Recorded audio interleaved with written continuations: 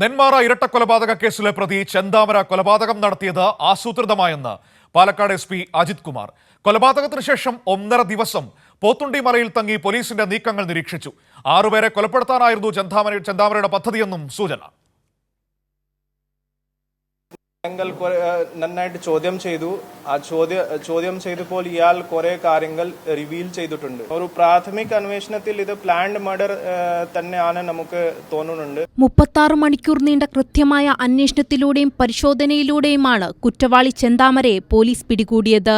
പോത്തുണ്ടി മലമേഖലകളിൽ ഒളിവിൽ കഴിയുകയായിരുന്ന പ്രതി രാത്രി ഭക്ഷണം കഴിക്കാനായി ഇറങ്ങിയപ്പോഴാണ് പാടത്തു നിന്ന് പോലീസിന്റെ വലയിലായതെന്ന് പാലക്കാട് ജില്ലാ പോലീസ് മേധാവി അജിത് കുമാർ വ്യക്തമാക്കി.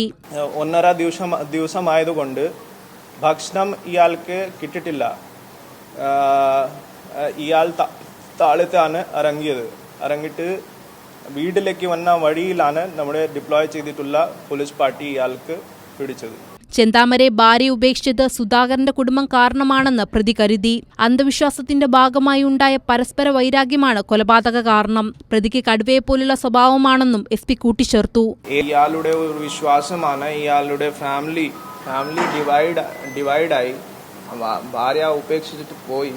അതിന്റെ പ്രധാനപ്പെട്ട കാരണം ആ മറ്റു ഫാമിലിയാണുള്ളത്. He is feeling that he is a tiger. നെന്മാറയിൽ കൊല്ലപ്പെട്ട സുധാകരന്റെയും അമ്മ ലക്ഷ്മിയുടെയും കൊലപാതകം പുനരാവിഷ്കരിക്കും. തെളിവെടുപ്പിന്റെ തീയതികളെക്കുറിച്ച് അടുത്ത ദിവസം തന്നെ തീരുമാനമുണ്ടാകുമെന്നും SP പറഞ്ഞു. പോലീസ് വീഴ്ച സംബന്ധിച്ച് വകുപ്പുതല അന്വേഷണം നടക്കുകയാണെന്നും തുടർ നടപടി റിപ്പോർട്ട് ലഭിച്ച ശേഷമെന്നും പാലക്കാട് SP അജിത് കുമാർ കൂട്ടിച്ചേർത്തു. കൈരളി ന്യൂസ്, പാലക്കാട്.